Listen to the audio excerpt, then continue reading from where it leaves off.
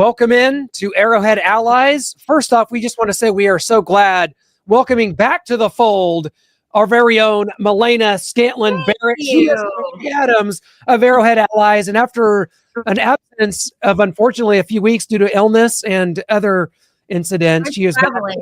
I was traveling. I was having a great time, but still, you guys were in my heart. So, well, it's not been the same. You know, we have won several games since you were gone, off the show. And now that you're back, we have to talk about a loss again. And we're going to be doing that coming up with none other than former ESPN personality, former Steelers running back, Merril Hoge is going to be joining us anytime here. So in the meantime, here we are, guys, 5-4, and not quite the show maybe we expected after last week. We all picked the Chiefs to win. We are all looking like jesters at this point. That was rough. Brian, were you at the game? No, I was not at the game. And then from my understanding, there was no toys being thrown on the field from what I could see, vantage point. I must say, there is a lot of panic going on in Chiefs Kingdom that I cannot wait to address tonight. Like, people are literally freaking out because the Chiefs are the 8 seed, but still 2 games back of the 1 seed. I just want to address the panic tonight inside the show. I can't wait. You can believe that will occur as we have some issue. You know, we're 9 games into the season, 5-4. When you look at it, you don't like that. You don't like being 9 games into the season and not in the playoffs currently. And you don't like looking at, you've already lost to the Chargers. You're going to basically have to, I think you have 1 loss left that you can have on the schedule to win this division. We'll get into all that and much more. We are hoping to have Merril join us at any time, Noah. But I'll tell you this, Noah was a little dismissive of this loss. We talked after the game, and he doesn't believe in anyone else in the AFC, and he just basically said, it doesn't matter, wild card, loss, doesn't matter. Well, It sounded a lot like Brian B. Shinen, actually. Yeah, I mean, you look at this game, and like the Chargers are struggling, and they just lost Joe Alt for the rest of the year. They're down without either tackle, and they could have come up with a loss against the Titans of all teams. Justin Herbert throwing picks, he's looking less and less impressive as we go down, which I talked about in early September, him being not real, don't believe the hype. And the Chargers are going to have tougher games than the Titans all the way down the stretch. It may not be murderer's row, but it's still going to be tougher than the Titans, and they're trying to give away all these games. The Broncos, yeah, good defense. Riley Moss can be had, their other corner, opposite of Pat Surtain. We've got to figure out these tackles. Josh Simmons coming back. Juwan Taylor, he's got hurt his ankle. But then we can have Jalen Moore slip over there to right tackle now that Josh Simmons is joining us again. So as long as Mahomes, and I know Clint and I, we don't like talking about the offensive line, but when Mahomes doesn't trust that offensive line, it's over. It's a wash. Call it. It's his worst completion percentage against the Bills, 44%. Go back when he didn't trust the offensive line against the Bucks. I think it was like 52%. The Eagles, 53%. He's got to have a little bit of trust in that offensive line to allow him to scan the field and go through his progressions like normal and not escape the pocket early, have his eyes drop down looking at the rush. And the offensive line was a mess. And so you get the result that you got. Actual and factual. That's I mean, what, can I dive into it? Like, are we just going to get into it? Well, okay. So, I mean, look, that's it in a nutshell for me, is that the answer is there. Josh Simmons, hopefully he's coming back and he's healthy and he's good from what he's experienced. We don't know. We don't need to know. But that was the answer. You had 64 Wanye Morris out there, singing End of the Road and giving up sacks to Joey Bosa and other Bills members on that defensive line. The offensive line just got their ass mollywopped. That's just been the whole theme of Patrick Mahomes' career. Whenever he has protection, whenever he has time, this team can win any game, anytime, anywhere. But when he gets hit 15 times like he did yesterday, and he was only, 3 of 16 on dropbacks when he was pressured. Look, no quarterback is going to win like that. I don't give a damn if you got Joe Montana, Tom Brady, whoever. How did the Giants beat Tom Brady in those Super Bowls? Applying pressure to his ass. And I didn't see that coming with this offensive line. I also didn't see the injuries coming as well. So, look, man, the bye week to me couldn't have come at a better time for this team. It's time to regroup, get a little healthy, and stop panicking, y'all. This is and the schedule is going to work itself out. You just hit on it a little bit with the Chargers and their flaws and the Broncos. I have full 100% confidence that this team is still going to win the West. And hell, I got confidence they're going to win the whole AFC period. They're going to get the 1 seed. I got full confidence in that. Have you seen the Indianapolis Colts schedule?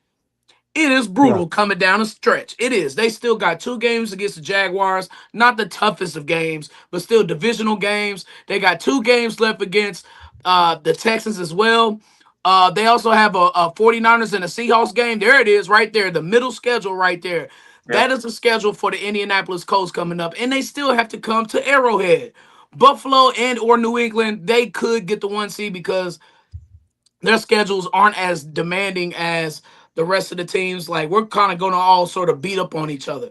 But I see a run coming for this Chiefs team. I really do. And everybody, look, the schedule's going to work itself out. For all intents and purposes, this team is the 8 seed, but still 2 games out of the 1 seed. Yes, the concern there is tiebreakers and all of that, but still, again, the schedule, let it work itself out, y'all. We are in week 10. Week 10. We got 8 more weeks of this left, y'all. Stop the panic. Okay, Noah, the Bills defense has struggled at the times this season, and given their injuries and the Chiefs' offensive resurgence, how disappointing was the offensive performance for you yesterday? Well, this photo should encapsulate that. You got 6 guys there, perfect letters to spell out bummer, because that's what it was on offense. I mean, just the offensive line, we talked about it. The run game was kind of working a little with Kareem Hunt, but Andy Reid just doesn't stick with it. I get at times we try to go away from that, and Andy wants to high-flying offense. I have these weapons. I've got Mahomes, but he's got to rely on that run game a little bit, especially when it's working. I know we were down Isaiah Pacheco, but Kareem Hunt was in there getting him 4 yards a clip. And, yeah, when you don't trust the offensive line, and the Bills had a lot of injuries coming into this. Hoyt goes down later in the game, but Rousseau and Bosa were coming after Jawan Taylor in the back and end. Jalen Moore. Gosh. And Bishop played, he said, and Maxwell Harrison said it after this. He said he really kind of shouted down our guy, Xavier Worthy, who said, basically, I looked and I saw the effort he gives on running plays, and I know what his body language is saying, and I know what he's going to do. And you saw him absolutely all over Worthy, not allowing him to make that first down reception. And the Bills just look like they played with more juice, more fire. People say it all the time like it's a joke. It's their Super Bowl, but I really believe that it is. And to me, it was a very disappointing offensive performance. And maybe Patrick Mahomes, one of the 2 or 3 worst games of his career. It was so sad. And Clint, with the loss of the Chiefs, they've fallen out of the playoff picture for the moment. How important are these next 2 games after the bye week? Yeah, it's gonna say a lot, because I think that people are really passing this off as it's fine. There's divisions, it's in play. The number 1 seed's in play, and it is, mathematically speaking. Of course it is. But the Chiefs, guys, what you're not seeing on that graphic are 2 and 3 in the AFC conference. Okay, they are going to lose tiebreakers to almost everybody unless they can sweep out the Broncos twice and the Chargers. There's some real issues there. The Broncos will not lose. They're not getting results. This is the 3rd straight week where the Chiefs are getting basically no results to help them out. There is a real issue here with the teams that finished 3rd in their divisions last year, that are playing 3rd place schedules. And the Chiefs, meanwhile, are running the gambit. And so these next 2 games, you have to win them both, or the division is completely over. You definitely can't lose to Denver, or that's out. My prediction is there is no way there's a home game played at Arrowhead Stadium in the playoffs this year. That is not happening. Are you a comedian? I'm sitting here giggling. Maybe. Yeah. Clint, we've been through tougher times than this. Well, yeah, I'm not saying we have. I'm not saying it's even a problem if we have to go on the road. I'm just saying that given the Chiefs have to be punished for the 0-2 start, you got to be punished for losing to the Jaguars, and you got to be punished for being outclassed on every down against the Bills and dropping to 5-4. That's all there is to it. That doesn't mean they can't go on and the Chiefs could win the Super Bowl. We all picked it. They could still do it. That just means it's going to probably have to be on the road. Like, I don't know why it's splitting hairs. Uh-oh. Brian, we lost you. Brian. Okay, am I back? Am I back? I'm sorry. Yeah, you're good. Okay, I'm not where you are right now, I guess, Clint, is because you didn't I see every week this tipsy-topsy or turby ass league where the Titans almost beat, whoever they was playing the other day, the Chargers. They almost beat the Chargers. You see the Texans without C.J. Stroud for most part of the second half. They almost beat Denver at home. You see the Panthers going into Lambeau Field and beating the Packers. Like, this league is so unpredictable. And this Broncos team almost losing to the Giants, almost losing to the Jets. They don't. Of course, we played this game with the Chiefs last year. But are the Broncos the Chiefs? No. Is Bo Nix Patrick Mahomes? No. None of these teams strike fear in me. Even the Bills playing their absolute best ball yesterday, with Josh Allen having one of his best games of his career, along with Patrick Mahomes having one of the worst, and we still only lost by 7 points. Like, nobody strikes fear in me at all, man. The Colts going to Pittsburgh, and I got a theory on the Colts too, and how I think they might not even make the playoffs with their schedule. They're a good dome team. In the dome, they're fine. But ladies and gentlemen, it is November. The winds are howling, the snow is coming, the cold rain is coming, and that's when the real football is being played. And I don't think Daniel Jones can cut it in that type of weather. My point is, y'all, of course, the Chiefs don't have several tiebreakers. I get that. I understand that. But I don't think the Chiefs are even going to need those things based on how the schedule looks and who these teams are playing and how teams are playing each and every week, man. You can't depend on the Bills to play that well every week. There are going to be a couple more losses on their schedule that we can't even see right now. So, Brian, yeah, I agree with that. I mean, we have a comment here from Instagram. I guess it's directed towards Clint. Stop overreacting. Mahomes always loses to Allen in the regular season and beats him in the playoffs. Be less overreacting and more just understanding the Chiefs' record is 5-4. Looking at the tiebreakers, know what? 2-3. That doesn't pop up on any graphics, does it? Chiefs are 2-3 in the AFC, where the teams all above us have no more than one loss. Guys, there is just some math to start looking at. It doesn't have to do with the Chiefs' capabilities or what they can do, or this loss being some sort of deal breaker. I'm talking about looking at exactly the math and the rules of the NFL playoffs. This isn't college football where a committee is going to decide who's in and what their seed is, guys. I know, but they got 8 games left. They're out of the 1 seed, 2.5 games, and it's 8 games left. So it's like, I'm let kind it of play in out. between where Brian is and where Clint is. I do think we can still win the AFC West, and I actually think we will. I do not see the 1 seed happening because of those tiebreakers and having lost 3 AFC games. I think it's going to be tough to get the 1 seed, but I do think we win the AFC West. So you don't think that the Colts, Patriots, or Bills have 2 more losses on their schedule or 3 more losses on their schedule? Bills, you don't think probably that? not. No. And we would have to win out for that. I don't know if we're winning out. If we win out, then I'll give us the 1 seed. Well, right. But I don't know if we win out. In the now, where this team's 5-4, started 0-2, lost to the Jaguars. This is just, we're having to deal with some realities here, and it doesn't mean that this team can't go on the road, be the 7 seed, and just knock off the Patriots, and then go to Buffalo after that, and then whatever it has to be, it can happen. It's just we might be just different way to get there. That makes sense. We'll go on. We'll move on. Okay, so Noah, with the trade deadline coming up tomorrow, what kind of moves, if any, do you expect the Chiefs to make? Yeah, I'm probably not expecting any. Sadly, Jalen Phillips just went to the Eagles, defensive edge rusher from Miami, and for a 3rd-round pick. I don't know that Brett Veach is going to want to deal one of our top picks. I know Quinnen Williams is up here, Breece Hall, those probably a 2nd and 3rd-round pick, respectively. Some names to look at as potential lower-round picks that we would have to give up.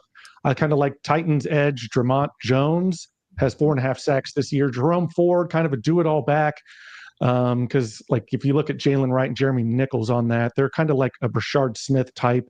They can give you some in the passing game. But as far as a do-it-all back, which is what I think the Chiefs will be looking for in a trade, it's Breece Hall and Tony Pollard, who are the team starting running backs for the Jets and Titans right now. I think you're going to have to give up a substantial amount Jerome Ford's lost his job to the rookie Quinshawn Judkins from Ohio State. So I think Jerome Ford could be had for maybe a 5th-round pick.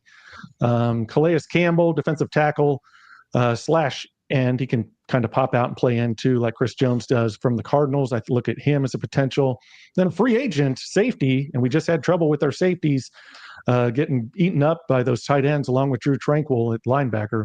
Justin Simmons is a free agent that I think the Chiefs could look at as well that would be interesting to bring in veteran safety in that back end. Yeah, I think the Chiefs are better off staying pat with what we have right now. Maybe a running back, maybe but getting Mike Pennell back to me was huge and felt that D-line void. I just to invest that much, like anything above a 5th-round pick at this point in the trade deadline, I'm not a fan of, never have been. And I think the Chiefs are good with what we have as far as everything else besides maybe running back. I'd probably go for Draymond Jones if I had to pick one. We have to get to the quarterback. We have to get some sort of consistent pass rush. We don't have that. Like you said, I don't know about another defensive tackle. Bringing Mike Pennell back, I think that's going to help in the run game as we go down the stretch here, stopping that. But we have got to get pressure. George Karlaftis, Chris Jones aren't bringing it as much as we'd like. Karlaftis is getting a little more pressure. Chris Jones is kind of where we at here. We've paid you a lot of money. You're our guy. You're the stalwart in the defensive line group, and we haven't seen you. He's getting up the field. They're kind of letting him get up the field so you can get something in the run game, whether it's a draw or Josh Allen running through the middle. We have got to get some edge help. Menahu doesn't look the same since his injury. Mike Dana's not going to cut it down in and down out. We haven't seen a lot from Gelati progressing, our rookie from Louisville. So I want to see Draymond Jones brought in on edge. Guys, we're going to get to the rest of this. Merril Hoge is coming on just in 1 second. He's about to log on. But to kind of go off this is like you saw kind of, to me, what the Bills we were promised all season long. This was the Bills team that I was promised. And so that is one thing to look at is this Bills team played their best football. We talked about it. And we're going to go into it a little further with our guest, one of our favorites, coming back for the first time since late last season. It is none other than Merril Hoge is joining us here. Merril, welcome back to the show. How are you, sir? I'm well. I'm late. I apologize. But we made it. Yeah, absolutely. It's been a while, man. How's football season been treating you? What have you been seeing? What's life been like here this fall for you? Well, it's been painful to this point, to be honest with you. This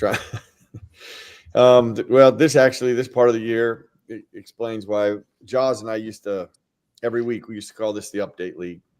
No matter how you looked at this week going into it, when it was over, you're going to look at it's going to be completely different. You're going to look at things completely different. There's only a handful of teams that are consistent, if that. The inconsistencies exist, the parity exists, and things that we saw last week, can happen. I heard you a little bit about, the Bills.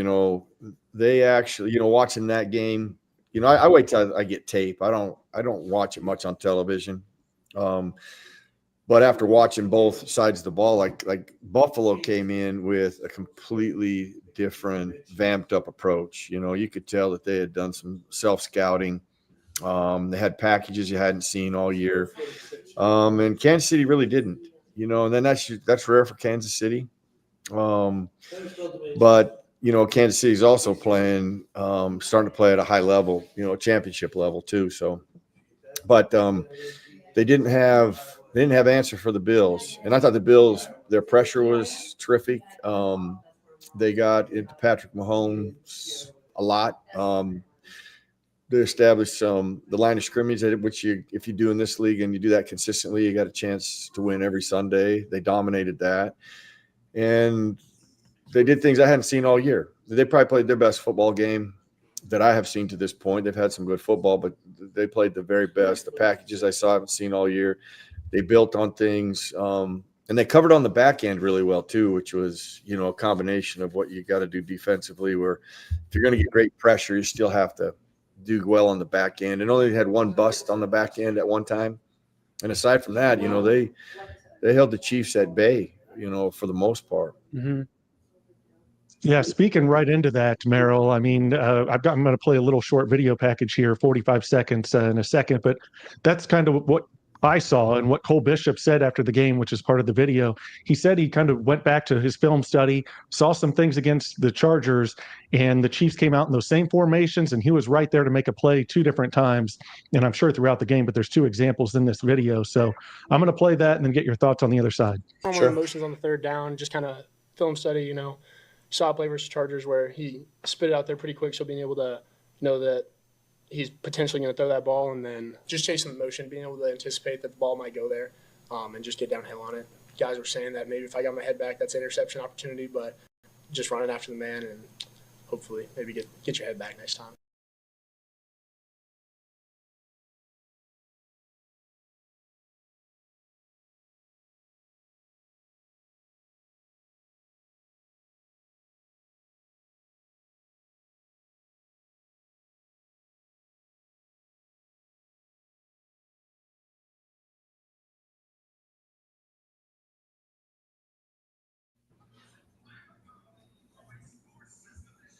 Yeah, those are back-to-back plays. I know that.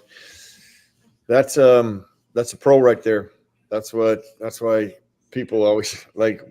That's why I wait for the tape, because tape doesn't lie. There's nobody in the NFL that's watching a highlight reel and watching football on television to figure out how they're going to handle their opponent. You have to study it. You have to look for tendencies like that.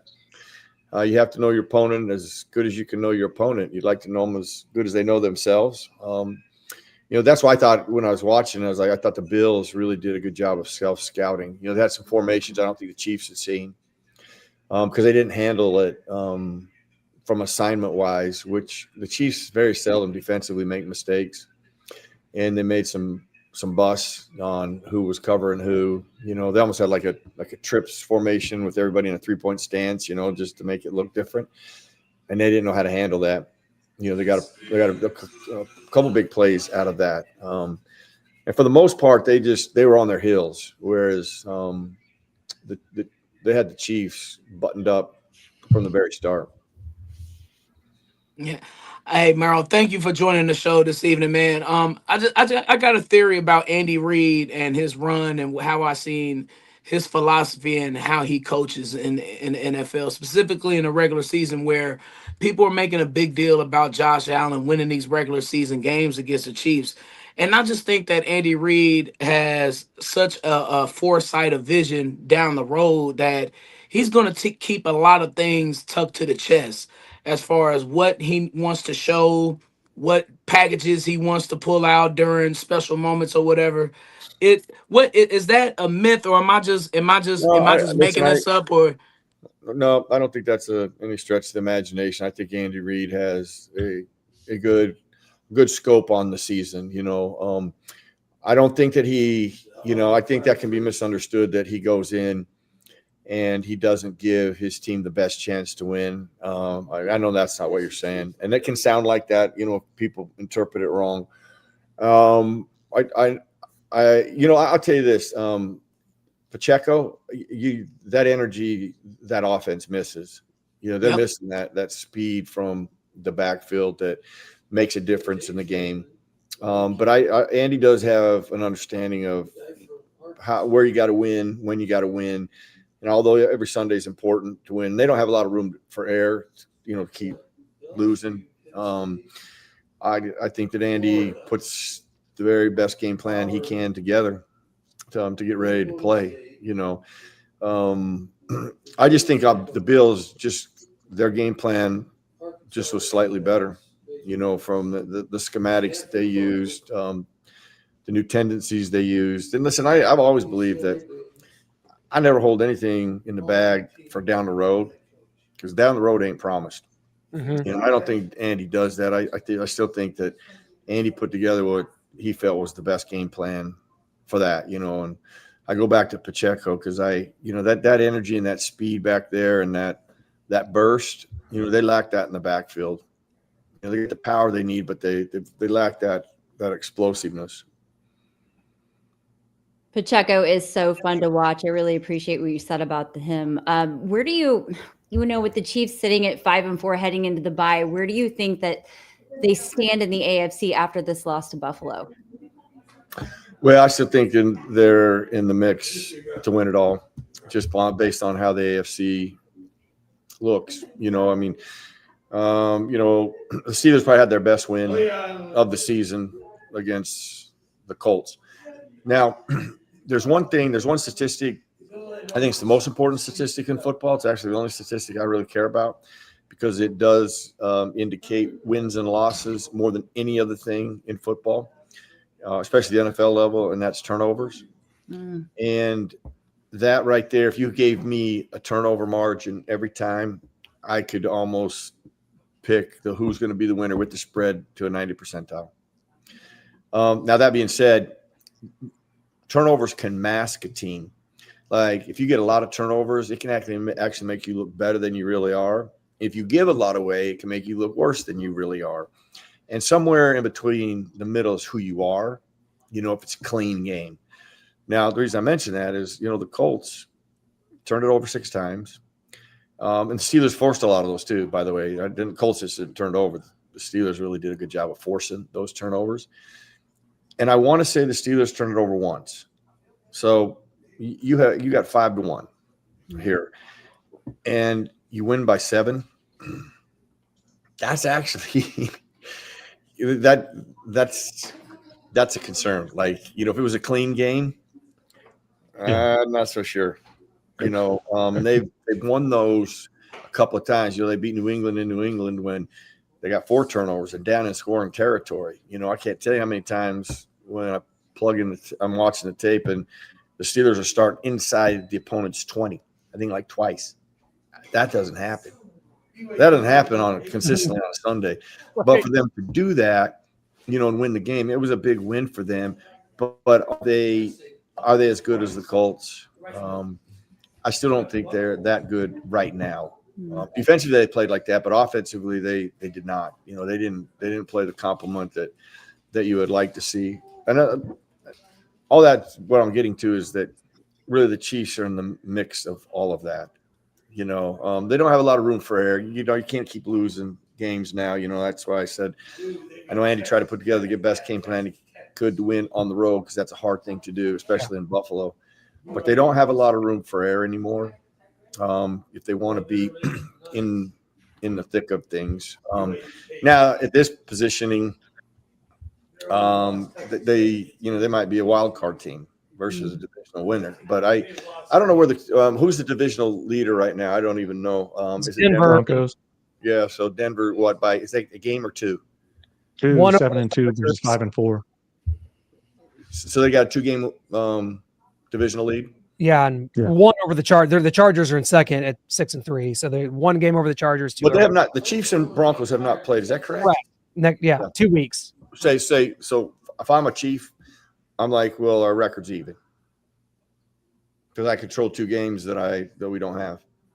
Okay. But I can't lose anymore. Right. Exactly. I can't lose anymore, and then I at least control those 2 that would bring us back to tied. And if that ended up tied, we'd win it because we beat them twice. But that's how little room of error that they have. Sure. Yeah, and we got our guy here, John Harrison. This kind of leads me to the question I had for you. I'm glad he brought this up because our guy John says, I do miss those NFL matchup shows with Merril and Jaws. And that is, we've talked about that before, Edge NFL matchup, man, how important that was. And to us growing up and just learning the game from people like you. And I wanted to get your take on sports media now in general, where everything is just a gotcha headline. Everybody just kind of forces their opinions. There's not a lot of education. Whenever I came up as a kid and I'm watching like the sports reporters, Edge NFL matchup, I felt like I was learning from the greats of the game. And now I don't know what kids do to learn that way. It just doesn't seem there's a lot of content that's specifically for that. And I just wanted to get your take on that. And if we could ever see a return to that style. Well, ESPN made the choice. First of all, they did a great job of building population that built ESPN, and that was by entertaining, educating, and informing, the viewer, and that was our goal, and that was the objective, and that's why they hired me. And when after about 21 years there, they changed.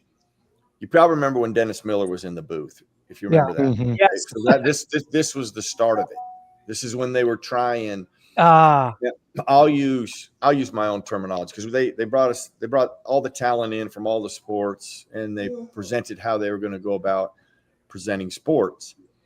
And in order to grow sports, instead of informing, entertaining, building on things that could enhance learning and keep you entertained and help you understand things, they're like, we're going to cross. I'm going to use the term cross-pollinate. We're going to cross-pollinate. Yeah. So their theory was, we're going to take a comedian, we're going to bring him in on Monday Night Football.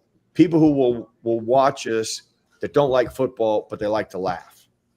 Like when I heard that, I was like, this guy can't be in charge. I'm like, that's the stupidest thing I ever heard.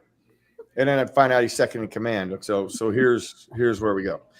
So that blew up in their face. They're like, okay, we went back, Jaws, John Gruden. Then they doubled down. And this is when they completely committed and changed. And they talked about, we want to debate and argue. That has been their goal for nearly a decade, debate and argue. Do you have to know? All you have to know is how to debate and argue. Do you have to know your information? No, actually, the more ignorant you are, probably the better you are going to be in debating and arguing. And so they chose that. And I remember them saying that 34% built this because they had a pie chart. And I remember thinking, man, that depends on what you say next. And when they said what they just said, what I just told you, I was like, you have no idea what you've just done. People aren't going to stick around if they're not getting the same thing that they got because they were at one time they watched you. At some point, it's not going to be what they signed up for. It's not going to be what they want to see. It's not what they came here for, and they're not getting that in return. And and I think the ratings alone, tell you that. If you like debate and argue, watch it. Go ahead and watch it. I mean, but a lot of people that used to watch ESPN, that's not what they watched ESPN for. yeah. That's interesting. I have to jump in, please, fellas, because you mentioned Dennis Miller going in the Monday Night Football booth. That was 2000, I believe. And you saying that was the start of it, it blows my mind because I'm going back now. I was 14 at that time. I'm 40 now. So I've been tuned into ESPN ever since. But I look at Around the Horn, PTI, and no, you're not referring to those shows because those, to me, those are legitimate shows with legitimate writers. But I saw that remember they brought Rush Limbaugh in for Sunday morning countdown. They brought him in for that. And then you look at how First Take has evolved from where it was from Cold Pizza when they had Woody Page versus, it was only him versus Skip Bayless at the time with Jay. I can't remember his name, with just those three on the show. So it's crazy that you say that because Stephen A. Smith, he had his own show back then, back in those mid 2000s years. I had to speak on that you blowing my mind with that factoid because I didn't notice the evolution or that's actually where like Stephen A. took off because he's good at debating and arguing. Yeah. He's great at that. Like some people are, some people are not. Like I'm not. I could debate and argue if you want to talk about football. Like I said, well, you can do that with football. You can have somebody who likes a 3-4 on defense, another one likes a 4-3, and there's a variety of reasons why I like the 4-3 more than the 3-4, and we can debate and discuss that all day long, which would be, I think, far more informative and understanding. I mean, helpful to the viewer. And I'm just picking something out here, but you can actually debate and argue about the actual game itself versus something that you heard off the street, which they would prefer to debate and argue, those type of things. And it just got to where that wasn't, this kind of puts it in perspective. When I first got to ESPN, the matchup show aired 9 times a weekend. Yep. 3 on Saturday, 3 on Sunday, 3 on Friday, 3 on Saturday, 3 on Sunday, and the final airing was 9:30 in the morning on ESPN, 9 or 9:30. When I left 21 years later, it aired one time at 6:30 on ESPN2, and it was still getting the same ratings it got at 9:30 in the morning. Wow. Sounds like they were trying to fix something that wasn't broken. And I see networks do that all the time. They try to, mix entertainment, and then they want to go to the negative side, and then there's no marriage there, and it's not fun for the audience. I know you got to constantly evolve and grow. You can't be stagnant. That's a part of life. But like the directions that you choose and go, they make a big difference in viewership and what you built. I always feel like you should be sensitive to what built you. And they at that particular time, they were not sensitive to that. They wanted to go in another direction, and off they went. Yep. Absolutely. And let's get back into the football side of things here. And I mean, the Buffalo Bills really dominated the trenches, both on the offensive line and defensive line. And that's kind of where I wanted to go next, because Patrick Mahomes, he really needs that strong offensive line, needs to have trust in them at the very least to do their job and give him at least enough time, because then his eyes start coming down to the rush and he doesn't really go through his progressions. Now that Josh Simmons is reported to be coming back during this bye week, and we'll get him integrated back, Jawan Taylor hurt his ankle. But what did you see in the trenches of that game, and just how much Mahomes needs that trust in his offensive line, how it wasn't there for him on Sunday? Yeah, well, I've known no quarterback in the 40 years I've played and studied this game that doesn't need an offensive line to be at their best. And in fact, at the end of every Super Bowl, Josh and I, for like 21 years, we could have created the MVP from an offensive line or a defensive line perspective, just based on how they played. And this is true to 100%, Tom. The best offensive and defensive line play in the Super Bowl wins the game. It's not the best skill players. It's the best trench play, and it's often forgotten. And the Bills had some pressures that they didn't recognize. Actually, there's a couple of times you had some free defenders. They got after them in ways I was actually surprised. And I don't know who busted it. I didn't take time to break that down, and I could go by a rule. I could go by rules and probably figure it out. Just when you get a free defender in the NFL, that's schematically, that is a good thing. Defensively and offensively, that's a bad thing. And you seldom see that with the Chiefs. And Patrick Mahomes didn't see it either. So, now the only concern about that is our league, everybody who watches this from here on out for the next month is going to try to do some version of that. So you're going to constantly be dealing with that. You're going to have to handle that and show you can handle it for people to stop doing it to you. That's the only – there's a lot of negatives that come from pressures that you can't handle. Just getting beat individually happens to everybody at times. But they schematically got beat a couple times where you had people in his face. By the time he turned around, it was over. But I'll just be honest with you, from a recognition aspect, aside from the Super Bowl, it's about the only time I've seen that type of dominance or airs, if you will. Yeah. Man, it was good watching you on. I watch a lot of Inside the NFL, Merril, and I saw a couple of highlights of you on there, looking good in that 33 with the Pittsburgh Steelers. But how much Edge Pro Gel did they actually send you and Jaws? Do you still got a big case load in the back? We didn't get one. I didn't one can of Edge Gel. Seriously? How, now that you bring that up, I'm like, how does that happen? How? Because every time I think about you and Jaws, I automatically thinking about shaving my face. Seriously. Now that you say that, I'm like, how did we not veto that or hold out? Or gosh dang it, we weren't. When you were a player in the league, what was your activities during the bye week? What did you usually do as the Chiefs head into theirs? Actually, I don't think we ever had a bye week. I don't remember. So we had a 16-game season, and I don't remember having buys. I don't remember ever having a bye.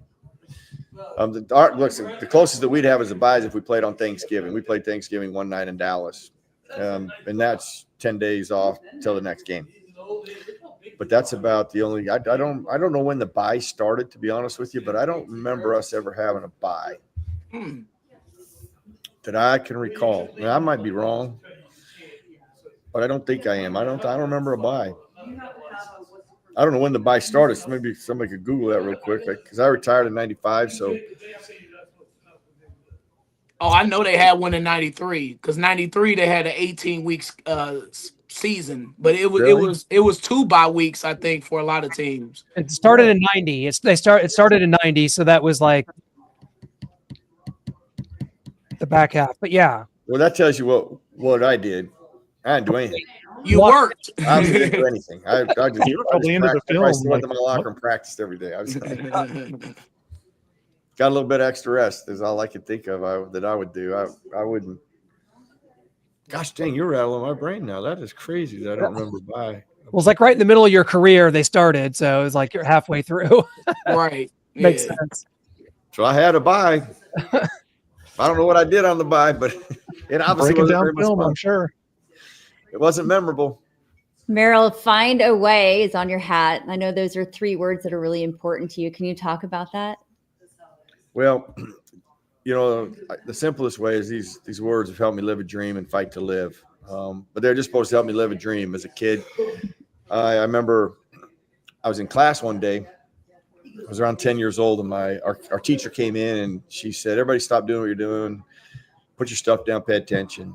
And she said, "Everybody needs to have goals and dreams in their lives. And you need to write them down and pin them up in your room, because that's where you start and end your day. You need to see them at night and revisit them in the morning." And I remember thinking, I'm like, that was the greatest thing I had ever heard in my life. I was like, I would never have thought of that. Okay. So I have a problem. I don't have a bedroom by myself. I got a bedroom with a little brother and a bunk bed. So I pray every night that he'll disappear.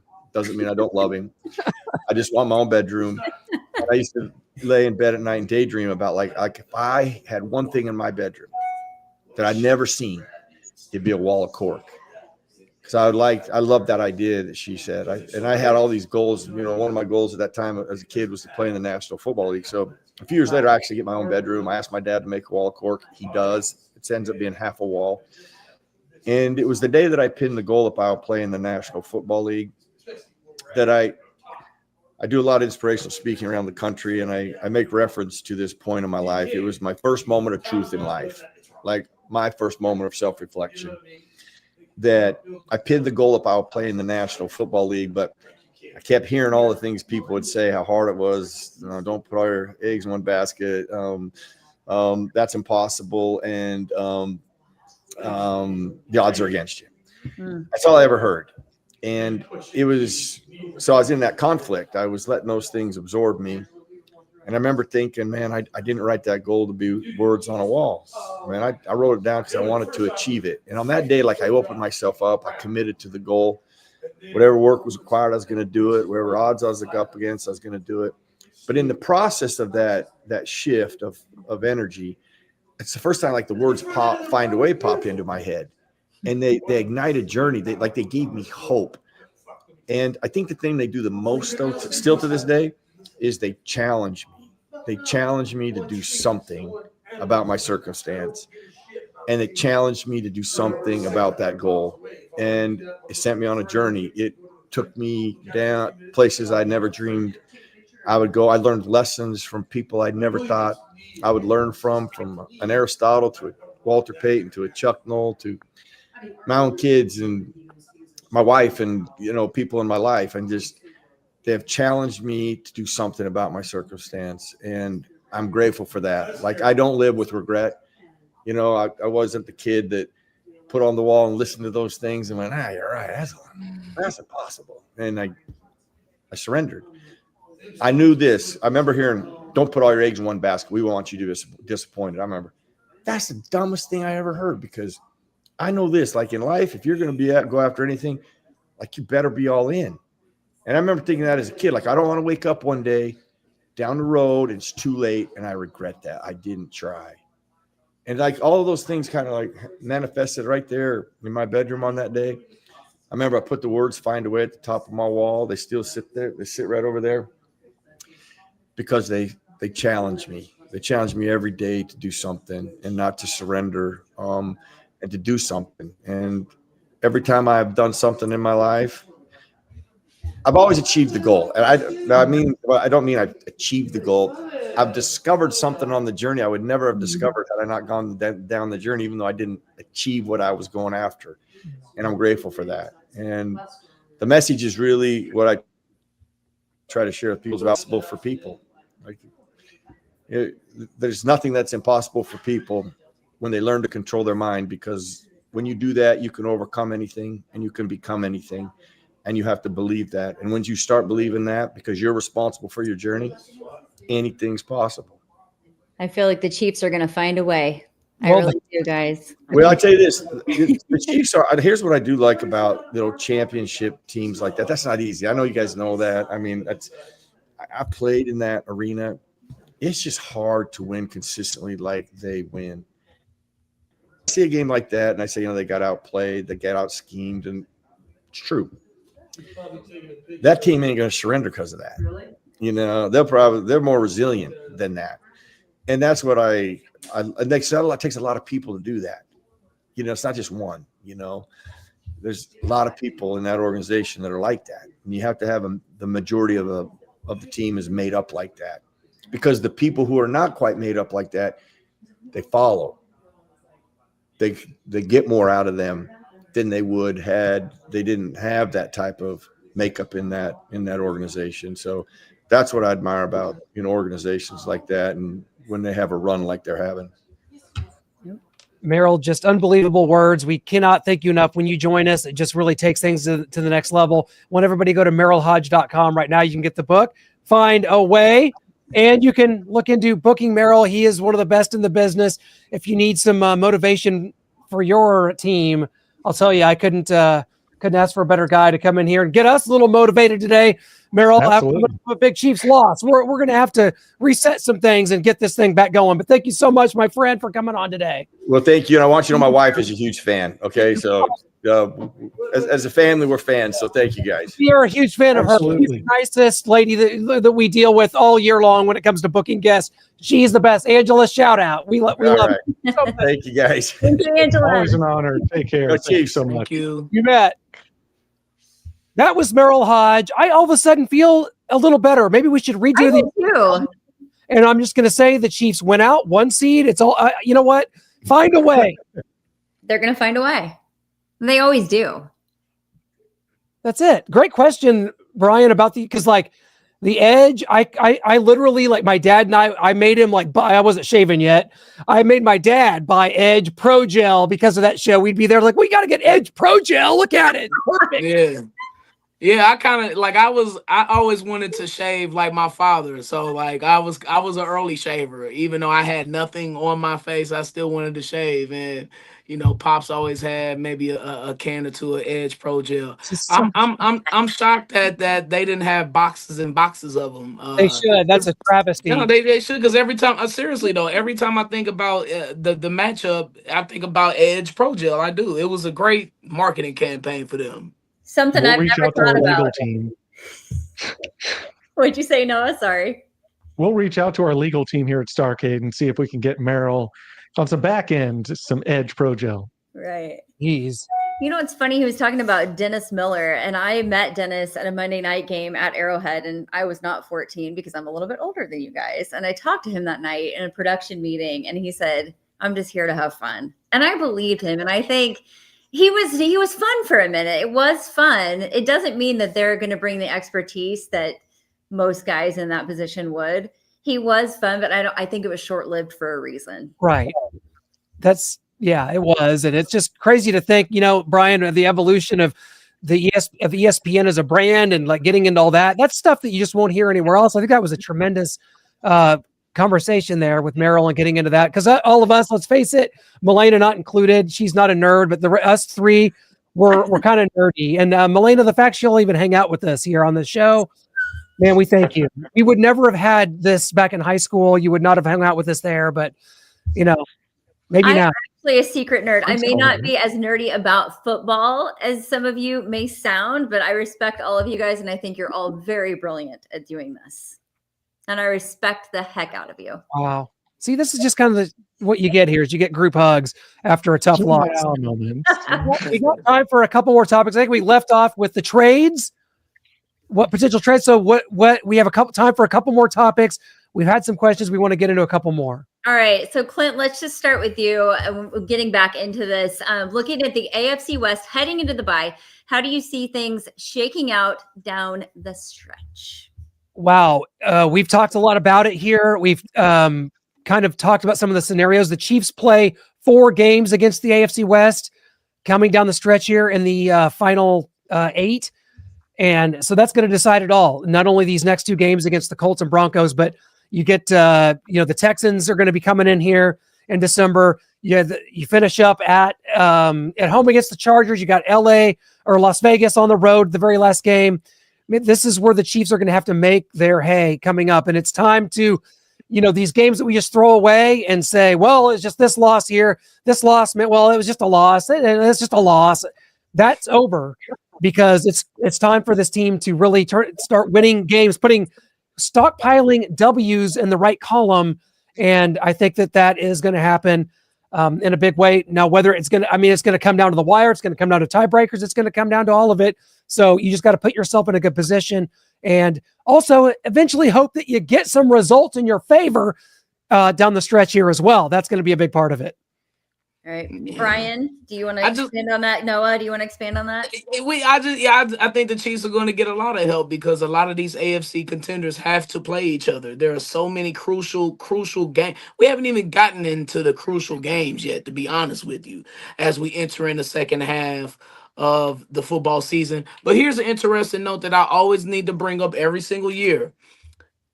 Football post-November, post-Thanksgiving, it is a different brand of football. So a lot of this cute shit that we've been seeing from some of these teams when the weather's all nice and it's all sunny and everything is controlled and all of that, you're going to see some of these teams falter down the stretch. So the Chiefs, I do think the Chiefs are going to get a tremendous amount of help just with the schedule balancing itself out with everybody playing everybody. And plus, you still got 2 games left against Denver. The Chargers have lost both of their tackles. They're looking ripe for the picking. In the words of was it Mike Vanderjagt? Did he say that back in the day? Oh my God! That reference here. but no, I have full confidence that the Chiefs are going to get some help and they're going to go on a run here to close out the season. We know the Chiefs can play in that cold weather too. That's right. Yeah, I just think that the Broncos are semi-frauds. They're very strong on defense. They got a good pass rush. I'm not sure if Surtain's going to be back yet from his shoulder injury, but we'll kind of see how that goes. I know they've got the Raiders on Thursday night, so it looks like they're going to move to 8-2.